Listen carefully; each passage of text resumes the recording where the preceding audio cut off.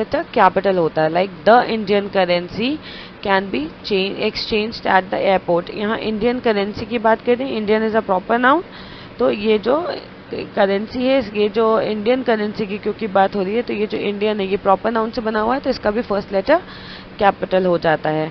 He has written a paragraph on Gandhian philosophy. अब इन्होंने जो मतलब आर्टिकल लिखा हुआ है वो किस पे लिखा हुआ, पैराग्राफ जो लिखा हुआ है वो किस पे लिखा हुआ है, Gandhian philosophy. Gandhi is a proper noun, तो इसका भी ये जो एडजेक्टिव है इसका भी फर्स्ट लेटर कैपिटल हो गया है। Now the last type of adjective is distributive adjectives. These are used to refer to each and every person or thing individually. अब जैसे कि ये हम जब हम किसी हर एक पर्सन की बात करते हैं, किसी चीज़ को रेफर करते हैं, तो किसी थिंग या पर्सन को रेफर करते हैं, या किसी एक एक चीज़ के बारे में बताते हैं, वहाँ पे हम इन एडजेक्टिव्स को यूज़ करते हैं। Like each, every, either, neither. Like every man is mortal. Like each one of you have to do this work. तो यहाँ हम जब हर किसी को डिफाइन कर रहे हैं, हर प्रत्येक इंसान की बात कर रहे हैं, वहाँ पे हम इन्हें यूज़ करते हैं। अब हम पढ़ेंगे पार्टिसिपल्स यूज्ड एज एडजेक्टिव्स। अब हम पार्टिसिपल्स जो कि एडजेक्टिव्स में कैसे यूज़ किए जाते हैं वो देखेंगे। Some words in the form verb first form plus ing function as adjectives. अब पार्टिसिपल्स क्या होते हैं, जिसमें वर्ब के फर्स्ट फॉर्म के साथ हम ing लगा देते हैं। तो सम वर्ड्स जो हैं वो कैसे बनते हैं, जहाँ हम वर्ब लेते हैं एक्शन से बनते हैं। जहाँ हम वर्ब लेते हैं एक्शन में फर्स्ट फॉर्म, एक्शन का फर्स्ट फॉर्म लेते हैं, वर्ब का फर्स्ट फॉर्म लेते हैं, उसके साथ ing ऐड करके एडजेक्टिव बनाते हैं। Like an astonishing number of tourist has been travelling to Kashmir in the last few years. और एक सिंपल सा एग्जाम्पल पहले मैं आपको देके बताती हूँ।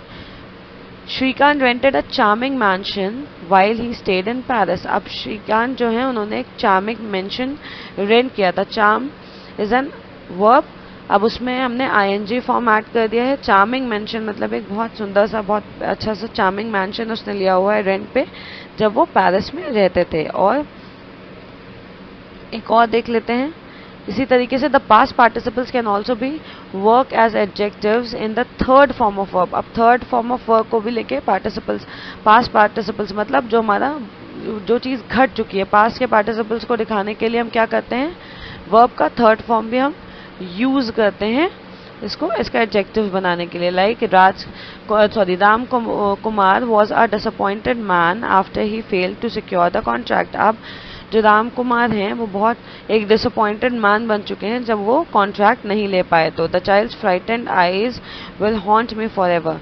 उस बच्चे की जो फ्राइटेंड, एकदम घबराई हुई, डरी हुई सी आंखें थी, वो मुझे आज तक परेशान करती हैं। Broken bones do not easily heal in old age. अब जो हड्डियाँ बुढ़ापे में टूट जाती हैं वो जल्दी नहीं बनती।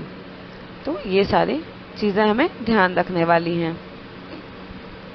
अब हम देखेंगे जो बुढ़ापे में टूट जाती हैं वो जल्दी नहीं बनती, तो ये सारी चीज़ें हमें ध्यान रखने वाली हैं। अब हम देखेंगे difference in the usage of some adjectives. अब क्या डिफरेंस होता है, कैसे हम दो अलग अलग एडजेक्टिव्स को किस जगहों पे यूज़ करते हैं। लाइक पहला यूज़ हम देखते हैं सम और एनी का। सम is used in affirmative sentences while any is used in questions and negative sentences। अब जैसा कि हम जानते हैं कि अफर्मेटिव सेंटेंसेस जिस चीज़ में हमें कंफर्मेशन मिलती है कि हाँ उस चीज़ में ये चीज़ हो रही है, पॉजिटिव सेंटेंसेस जो होते हैं वहाँ हम सम का यूज़ करते हैं। और एनी कहाँ पे यूज़ करते हैं, एनी यहाँ जहाँ पे या तो हम क्वेश्चन कर रहे होते हैं या जो नेगेटिव ना नहीं जैसे शब्द जहाँ आते हैं वहाँ हम एनी का यूज़ करते हैं। तो ये हमें ध्यान रखना है कि हम सम हमेशा पॉजिटिव सेंटेंसेस में यूज़ करेंगे और एनी का यूज़ हम हमेशा क्वेश्चन या नेगेटिव सेंटेंसेस के साथ करेंगे। लाइक एग्जाम्पल देखते हैं सम का। आई वॉन्ट सम शुगर, मुझे कुछ शक्कर चाहिए। There is still some tigers left in the forest on the hills. यहाँ दोनों में एक पॉजिटिवनेस है, उसे कुछ शक्कर चाहिए और कुछ टाइगर्स अभी भी बचे हुए हैं हिल्स में। तो दोनों में ये एक पॉजिटिव सेंटेंसेस की बात है, तो अफर्मेटिव सेंटेंसेस है, तो यहाँ हम सम का यूज़ करेंगे। अब देखते हैं एनी कहाँ यूज़ होता है। Are there any apples in the basket. जब यहाँ पे हम क्वेश्चन करें कि यहाँ क्या कुछ एप्पल्स हैं बास्केट में।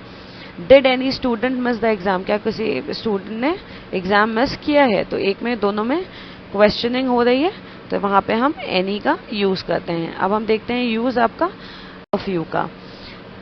All the three above are used with countable nouns. पहली चीज सबसे ज्यादा ध्यान रखने वाली कौन सी है कि few, a few and the few हम तीनों काउंटेबल नाउन्स के साथ यूज करते हैं। अब काउंटेबल नाउन्स क्या होते हैं? जिन्हें हम काउंट कर सकते हैं। फ्यू रेफर्स टू हार्डली, यानी फ्यू हम जो बहुत मुश्किल से जो एक दो चीजें होती हैं उनके लिए हम हार्डली जो चीजें, मतलब हमें जब दिखानी हो कि बहुत हार्डली फाइन हम कर सकते हैं, एक दो चीजें बाय चांस मिल जाए, वहां हम फ्यू का यूज करते हैं। It is a negative connotation. अभी एक नेगेटिव एस्पेक्ट में जनरली लिया जाता है few word. Few residents have paid the monthly subscription. कुछ ही ऐसे रेसिडेंट्स हैं जिन्होंने अपना मंथली किराया दिया हुआ है। Few students have shown interest in joining the theatre workshop. बहुत ही लिमिटेड स्टूडेंट्स हैं, बहुत फ्यू स्टूडेंट्स, मतलब लेट्स से कि 2-1 स्टूडेंट्स हैं जिन्होंने इंटरेस्ट दिखाया हुआ है थिएटर वर्कशॉप को ज्वाइन करने के लिए। अब हम देखते हैं अ फ्यू कहाँ यूज होता है। A few means some but little but still not enough. अब यहाँ अ फ्यू का मतलब है कि कुछ 2-3, लेकिन अभी भी बहुत ज्यादा नहीं की बात हो रही है। A few people have joined the laughter club, we expect more to join us soon. अब बहुत ही कम लोगों ने लाफ्टर क्लब ज्वाइन किया है और ये एक्सपेक्ट करते हैं कि और लोग आएंगे ज्वाइन करने के लिए। A few students have not paid the fees, their results can not be declared. जिन थोड़े से बच्चों ने फीस पेड नहीं करी है उनके रिजल्ट डिक्लेयर नहीं किए जाएंगे। Now the few, the few refers to some but not all there are. अब द फ्यू का वहां रेफर करते हैं जब हम कुछ चीजों की बात करते हैं, लेकिन उन सारी चीजों जितने भी हैं उन सब की जब बात नहीं करेंगे, उनमें से कुछ लिमिटेड चीज। The few refers to some but not all there are. अब द फ्यू का वहां रेफर करते हैं जब हम कुछ चीजों की बात करते हैं, लेकिन उन सारी चीजों जितने भी हैं उन सब की जब बात नहीं करेंगे, उनमें से कुछ लिमिटेड चीजों की बात करेंगे, वहां हम द फ्यू यूज करते हैं। Like the few students who turned up today had not prepared for the test. अब ये वो बच्चे जो आज आए हुए हैं उन्होंने वो भी टेस्ट के लिए प्रिपेयर्ड नहीं है। The few people who join the sports club have agreed to participate in the marathon. अब वो फ्यू पीपल जिन्होंने स्पोर्ट्स क्लब अभी अभी ज्वाइन किया था, वो उन्होंने मैराथन में पार्टिसिपेट करने के लिए राजी हो गए हैं, वो पीपल। और the few oranges that are there in the basket are rotten. वो थोड़े से ऑरेंज जो कि बास्केट में हैं वो खराब हैं। अब जब हम इनमें से, मतलब सारी में से कुछ पर्टिकुलर चीजों के बारे में बताते हैं, वहां पे हम जनरली द फ्यू का यूज करते हैं। अब हम बात करेंगे little, a little and the little की यूसेज की। तो the above 3 are used with uncountable nouns. अब इसमें हमें यह ध्यान रखना है कि लिटिल, अ लिटिल और द लिटिल जो है एडजेक्टिव्स, ये जनरली अनकाउंटेबल नाउन्स के साथ यूज होते हैं। अब एग्जाम्पल देख लेते हैं कि इन तीनों का डिफरेंस क्या है और ये तीनों कैसे सेंटेंस में यूज किए जाते हैं। There is little hope of his recovery, मतलब बहुत हार्डली होप है कि वो शायद सही हो पाएंगे। तो जहाँ पे हार्डली वाला कंडीशन आ जाए कि ऐसा शायद हो ही नहीं सकता, बहुत कम उम्मीद हो, तो वहाँ पे हम लिटिल का यूज करते हैं। There is a little tea in the kettle। अब थोड़ी सी जब हम किसी चीज की बात में रखी हुई है। Now we are going to see the use of older, oldest and elder, eldest। अब हम older, oldest का और elder, eldest का यूज देखेंगे सेंटेंस में कि इन एडजेक्टिव्स को हम कहाँ और कैसे यूज करते हैं।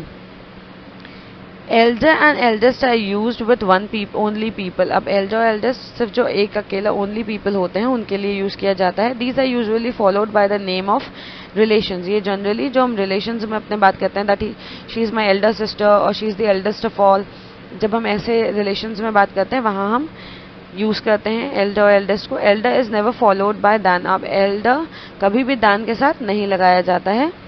Older and oldest can be used with people, animals, buildings etcetera. अब ओल्डर ओल्डेस्ट हम कहाँ यूज करते हैं? जब हम किसी कुछ पर्सन और एनिमल और बिल्डिंग की बात करते हैं। Like this is the oldest building और this is the older than this building. तो इस तरीके की जब हम यूज करते हैं वहां हम ओल्डर ओल्डेस्ट यूज करते हैं, और जब हम रिलेशंस की बात करते हैं वहां हम एल्डर एल्डेस्ट की बात करते हैं। तो हमें ये ध्यान रखना है कि एल्डर जो है कभी भी दान के साथ नहीं लगाया जाता है। Like she is my elder sister, she is Elder दान मी नहीं लगाते हैं हम। शी इज द एल्डेस्ट लगा सकते हैं दान के साथ, बट हम एल्डर का यूज नहीं लगाते हैं दान के साथ। Now we are going to see the use of much and many. Much is use with uncountable nouns, same is with them कि मच भी हम अनकाउंटेबल नाउन्स के साथ यूज करते हैं। Many is use with plural, animals, buildings etcetera. अब older oldest हम कहाँ यूज करते हैं? जब हम किसी कुछ पर्सन और एनिमल और बिल्डिंग की बात करते हैं। Like this is the oldest building और this is the older than this building. तो इस तरीके की जब हम यूज़ करते हैं वहाँ हम ओल्डर ओल्डेस्ट यूज़ करते हैं, और जब हम रिलेशंस की बात करते हैं वहाँ हम एल्डर एल्डेस्ट की बात करते हैं। तो हमें ये ध्यान रखना है कि एल्डर जो है वो कभी भी दान के साथ नहीं लगाया जाता है। Like she is my elder sister, she is Elder दान मी नहीं लगाते हैं हम। शी इज द एल्डेस्ट लगा सकते हैं दान के साथ, बट हम एल्डर का यूज़ नहीं लगाते हैं दान के साथ। Now we are going to see the use of much and many. Much is use with uncountable nouns, same is with them कि मच भी हम अनकाउंटेबल नाउन्स के साथ यूज़ करते हैं। Many is use with plural countable nouns. अब जब हम मैनी का यूज़ करते हैं तो वो जब प्यूरल कंडीशंस आ जाती हैं हमारे साथ काउंटेबल नाउन्स में, जब वो एक से ज़्यादा होते हैं तब हम मैनी लगाते हैं। Like there is too much noise in the hall, यहाँ बहुत ज़्यादा नॉइस है हॉल में। Many birds have migrated to the Bharatpur. अब यहाँ पे क्या है, कई पक्षी हैं जो माइग्रेट कर चुके हैं भरतपुर की तरफ। तो अब हमने क्या देखा कि हम इन वर्ड्स का अलग अलग एडजेक्टिव्स का यूज़